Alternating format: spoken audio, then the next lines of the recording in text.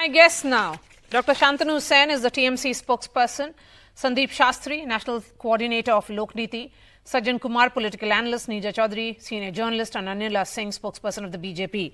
Neerja Chaudhary, beginning with you, why does all these plans that the opposition has unveiled for its, for showcasing its faith or astha is looking like an afterthought? Because it is one. Would you say that? Well, yes, it is an attempt to counter because they don't know how to mount a counter alternative to the BJP's Hindu nationalism. It's a wider question, and attendance at the Ram Mandir opening is only one part of it. And I think Kejriwal is formulating it very, very differently. He's not saying we are not going. He says, I want to go with my Dharam Patni, because the Prime Minister has come in for criticism for doing that ceremony. Normally people say it's done as a couple. So he's emphasizing the Dharam Patni. My old parents who have great faith, I will take them all afterwards. He's not saying I'm boycotting this event. That's a very different position. Sharad Pawar also says the same thing. I will go later.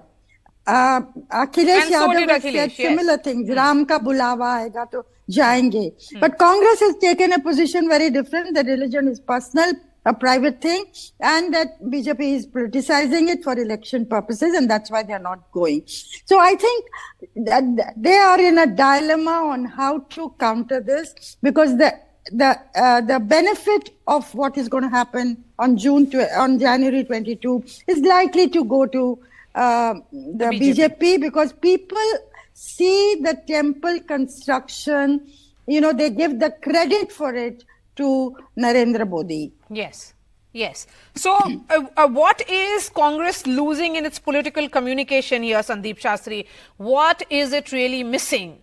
Would you say that perhaps Sharad Pawar, even AAP Supremo, Akhilesh Yadav, some would say to a great extent even Lalu Yadav, they have managed to communicate it far more better, making it more nuanced that yes, I will go at the right time because it is Ram ka bulawa.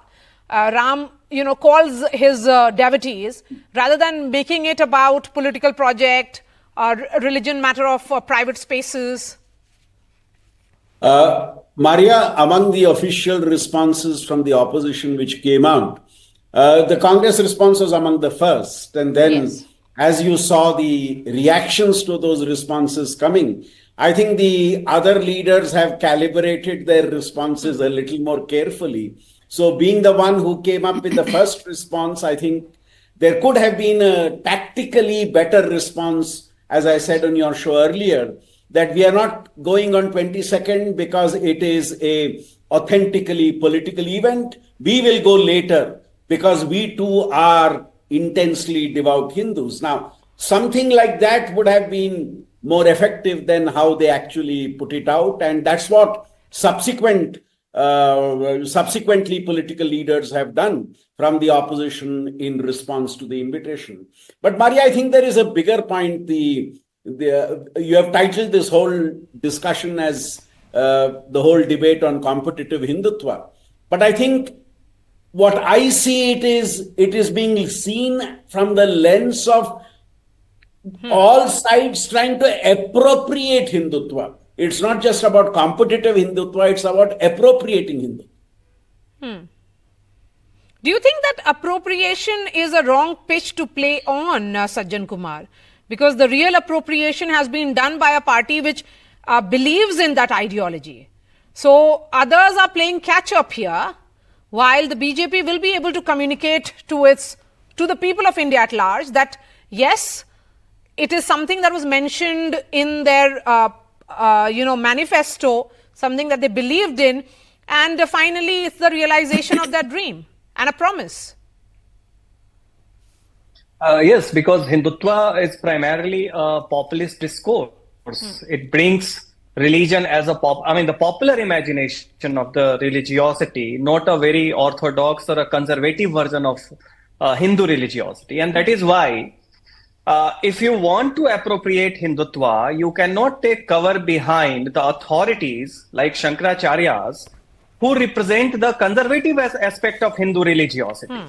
So therefore, this very attempt, or rather a very half-hearted attempt to appropriate Hindutva or compete with Hindutva discourse has a blunderous part, because you cannot at one point say you are not going there because Shankaracharyas, the supreme authorities, who certainly do not represent the subaltern religiosity of Hinduism because of many rigid and conservative positions of so many rituals. And here you find that Ram temple construction and 22nd is something which is trying to create a fusion between half conservatism, wherein they are invoking certain religiosity, but at the same time they are also making it malleable to cater to the popular aspiration. And therein comes the very subaltern element that the Hinduism and the Hindu religiosity has always been laden with, starting from the Bhakti movement to folk religiosity. And 2019 also, on 5th August, when Modi laid down the foundation, Shankaracharyas and Dharmguru opposed it, saying that it's the Dakshinayan, not auspicious. Yes, Sajjan, so that such religiosity, now it's no. Religiosity point that you're trying to make, is that something that the BJP has managed to communicate, particularly ensuring that the Prime Minister is in southern India for the last few days, and he's continuing with his temple visits. So he's trying to connect Ram temple as not an aspect of only North or Hindi heartland. It's about each and every part of India, each and every Hindu. Exactly, and if you see, I mean, Tamil Nadu is the best example. You have That's right. Annamalai, the BJP president, and the way he is going against the hegemony of Dravidian ideology, which is hostile to aspects of Hinduism. So we know the kind of popularity in other states like Karnataka, Telangana, and you will see the results will be visible in the Lok Sabha elections also. So certainly this pan-Indian religiosity you already see in northeastern states like Assam and Tripura. The ethnic fault lines have now disappeared, and you see a unification of the Hindu social base, wherein the Yes. Bengali Hindus, Assamese Hindus, they are voting together. So that way, certainly BJP's imagination and the projection of this event is not centered to the Hindi heartland, and certainly those regional divides which used to be there are now blurred. I mean, it may be there, but it is no more what it used to be. To ensure that it is blurred, let me bring in the two politicians here on the show, Dr. Shantanu Sen and Anila Singh. Dr. Sen, many would say that Mamata Banerjee has managed to communicate to her constituents very effectively that she is a devout follower of Lord Kali, and that's the reason why she will be visiting Kali Ghat near Kolkata and holding a communal harmony rally. My question is, why everything appears to be an afterthought? That you all knew about 22nd only because you want to send that message that we can have a two-window coverage, in the sense that if there is Prime Minister in Ayodhya, there are other leaders in various parts. Is that the aim? Because what is getting lost is that the TMC is trying to play catch-up with, and only after the announcement of the date that all these plans have been, planned. Yeah, I would like to answer your question in two parts. Yes, go ahead. Number one, Mamata Banerjee happens to be one of the most important secular leaders of the country nowadays. Mamata Banerjee, yes, definitely she is a devotee of Ma Kali. She worships Kali in her residence also during Kali Puja. But at the same time, she works for the development, cutting across the party line, cutting across the caste, creed, religion line. She never plays religion card, unlike Bharatiya Janata Party. Now you tell me, why not on 22nd? Why on 22nd, our learned Prime Minister, who is known by now as publicity master, he is in a mood to install Ram Lala in an incomplete temple. You just tell me, if you consider the temple as a human body and the Ram Lala or the idol as a soul, when the body is incomplete, how can you install the soul inside? What is the hurry? And this has been categorically criticized not only by us, it has been criticized by the preachers of Hinduism, the Shankaracharyas, and they have said one of the Shankaracharya has categorically stated this activity can be compared with an activity of a madcap. He is also saying that Prime Minister in no capacity can install this Ramlala inside. And when he will be installing Ramlala inside, Shankaracharya can't be Okay, remain Dr. present there Shantanu for Sen, clapping only. my question is that why are all these plans of opposition, be it Sundarkand of Arvind Kejriwal, everything being announced now? And Why Hanuman not Chalisa when- recitation, Maha Aarti of Uddhav Thackeray, Lalu Yadav, DMK planning something, Naveen Patnaik's Jagannath counter. Why is all this happening now? You just tell me one thing, why Narendra Modi ji is in so hurry to install Ramlala in an incomplete temple? Okay. And Anila Mamata Singh, will you Banerjee, respond to that, please? one sec. Yes. It's not that for the first time Mamata Banerjee is on the road with the message of communal harmony. I would like to humbly remind you, on 6th of December in 1992, when no other leader was found on the road, on the very black day of Babri Masjid demolition, Madam Mamata Banerjee was there on the road along with Mother Teresa to spread the message of communal harmony and to stop communal riots which Anila were Singh now, about please. to, Go about ahead, to take Anila. place in different places. Okay. Go ahead. My Ram Ram to all. And I was listening to TMC's spokesperson, and just now he said that there is no other political leader in Bharat who is as secular as Miss Mamata Banerjee. I never What said you this. I never joke said of the this. season, I strongly can object. say. A I person strongly object. who I now said you, he is one of I the did, most did I important secular interject leaders. in No. between you? Then You you are should have telling some decency. You said, sir, you said that Mamata Banerjee is the most Mamata Banerjee is secular one of leader the in most India. important secular Just like leaders. you mentioned. Okay, I have Now Anila never you Singh, said that make he your is the what point. I only am secular saying. leader. Sha- No, you cannot Dr. say Sen, you that have like the spoken. Prime Minister or Anila other Singh, please minister. speak. Yes, Loves- Anila, make your point, please. Yes. A politician who gets rattled, who gets agitated when Jai Siya Ram is recited in front of her. You are saying that she's a secular person. Insulting Sanatan or Hindu means secularism. So if this is the definition of yours to be secular, then you keep that secularism with you Come only. to our We do temple not to want that witness the type of Durga Puja, secularism. the largest If I Hindu talk about festival Bharatiya Janata Party, if I talk about organized by Narendra Modi, Mamata and Banerjee, who was the hell taken it up to an TMC is to international tell level. that how the Pran He Pratishtha should should come plan. to our state of West Bengal What is to the problem with witness. this person? Have you lost your mind or what? Did I interject and you were Okay, speaking? Dr. Shantanu This is Sen, my please time, let's let have me a speak. dignified discussion. Both of you can make your point. There's no need to outshout each other. Anila, please make your point quickly. Thank you so much, madam. So, we do not want any sort of expert comments from the political parties who have decided that they are not going to participate in the function of 22nd January Pran Pratishtha. All right. The trust invited Narendra Modi ji. So, in that capacity, Mr. Narendra Modi ji is going on 22nd. We know the chief judgeman is Mr. Anil Mishra, and he is going to be chief judgeman there with his wife. So there are different judgmans, and he is the chief one. So if Mr. Narendra Modi ji is going, because he has got all the respect for the Sanatan, so they are having problem. For their hatred towards Modi ji has gone to that extent. Now they are insulting Ram Bhakts, they are insulting Bhagwan Shri Ram. These all political parties, they were hell-bent that Ram Lalla Mandir should not be constructed. They were the ones standing in the courts, running in the streets, marching on the roads. No, but that if Ram the Mandir should not be opposition, constructed. if say Mr. Kejriwal is saying that he would rather visit temple with his wife and the family, one would say that that's a very valid thought to have, right? And similarly, what Mr. Sharad Pawar said in his communication, that it's not about them saying that it's a political project just like the Congress has done. They are of the opinion that they would be visiting at a later stage when the entire temple construction is over. Good enough.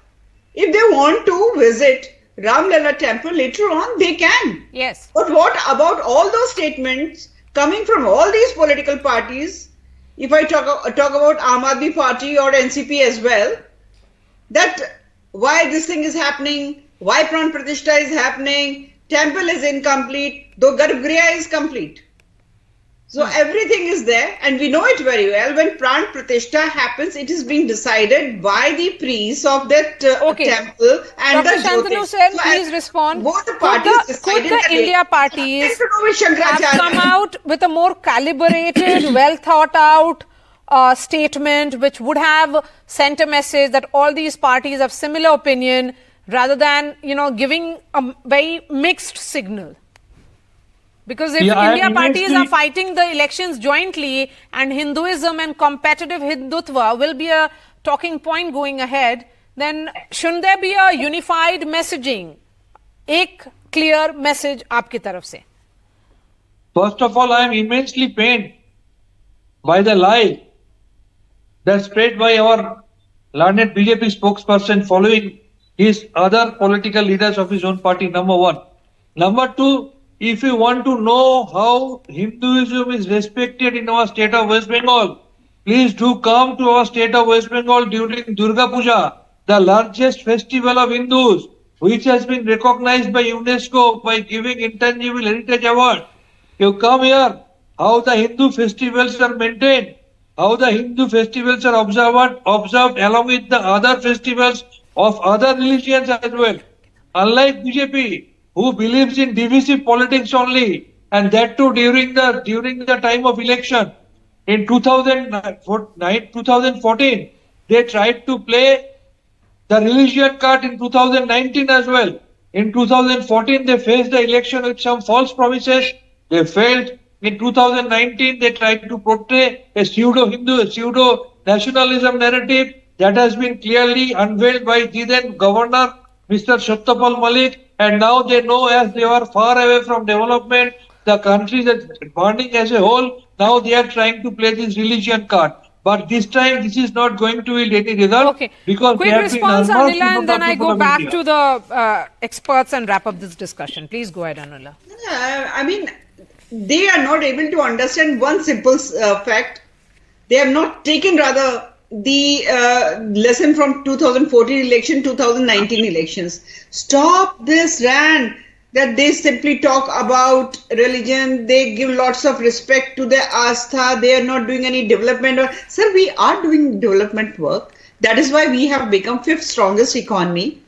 That is why in GDP in the world we are standing tall on That second is why position. inflation is highest. That is why our infrastructure is That is world why class. inflation is highest. Again you are talking in between. What is your problem? Yes. So the reality is development is going on. It is an ongoing process which is happening. Madam, yes. if you give Due false respect information to the spectators, I have got the right to correct to you. the Bhagwa, to the Sanatan, to the Hindu is getting now. So that Okay. is your problem. Sandeep Because Shastri, your Sandeep political Shastri, parties you know, give into appeasement. talking about it from the prism of politics and elections, because everything has been done. Yes, it's religion. Yes, it's culture. Yes, it's heritage. But there is the larger calculation at play here as well. Who tends to gain? In southern India, I would ask, because if in the run-up to 22nd, Prime Minister is continuing with his southern forays, then there is some indication clearly that this is a catchment area. And what can give BJP hope in this catchment area? You're right, Maria, in saying that the recent days that the Prime Minister is spending in South India on his temple visits is basically to expand on the whole development in Ayodhya and take the wave possibly down south. I don't think there will be a common response across South India to this. You may have some traction for this in Telangana and Karnataka, but I'm not too sure whether it would have much of an impact in the rest of the states of the south. But Maria, I think the point I would like to stress is what should be an intensely religious event which is happening on 22nd, which every devout Hindu feels is something important. I think the challenge is we are converting a intensely religious event into a authentically political event. And that's where I think the whole question of devotion versus vote appropriation comes up. And that's, I think, for me, one of the biggest challenges which I would see in this development. What should be intensely religious has unfortunately also become authentically political. That's a good argument to make, certainly, sir. Neerja Chaudhary, as the woman on the panel, the final words and the last word to you. You know, as a journalist who has tracked India's politics and multiple elections for decades, did you ever since, can you recall for us any election which was, which would take place, which has taken place with such high fervor? You know, the narrative is set. It's very clear going ahead. In another month from now, model code of conduct will be in place. And the temperament, the tone, tonality, everything seems to be set. I think it is. There have been earlier elections. 91 election was one when the Mandal versus the Mandir conflict was at its peak, if you remember. So there have been earlier elections with that kind of fervor. The thing to recognize is that what we are seeing and what January 22 represents is an assertion of Hindu identity. And that has involved a large number of younger people across the country, which has enthused them. Certainly, I agree that the resonance in the south and maybe even west, I'm sitting in rural Maharashtra, the resonance here is not what it is in Uttar Pradesh or Madhya Pradesh or other states in the north. But the Prime Minister is making a pitch. But the opposition really does not know how to counter the challenge of Hindu nationalism that the Ram Mandir also represents. It's a manifestation of that. They don't have a coherent strategy to counter it yet. And that is where the dilemma, that is where the catch-up, that is where attempts, because they realize that a large section of the Hindus, whether they are for the BJP or against the BJP, most of them will be for the BJP. They identify with this. Yes, with the building of a temple in Ayodhya. Yes, yes. I think it's that building of the temple that will be perhaps that point that we are looking at. And will this be an election never seen in terms of pitch setting? That remains to be seen. Thank you so much, Neerja Chaudhary, Sajjan Kumar, Sandeep Shastri, Dr. Shantanu Sen and Anila Singh. That's all from me. A story we are continuing to track very closely, particularly from Ground Zero Ayodhya. That's all from me. Thanks so much for watching.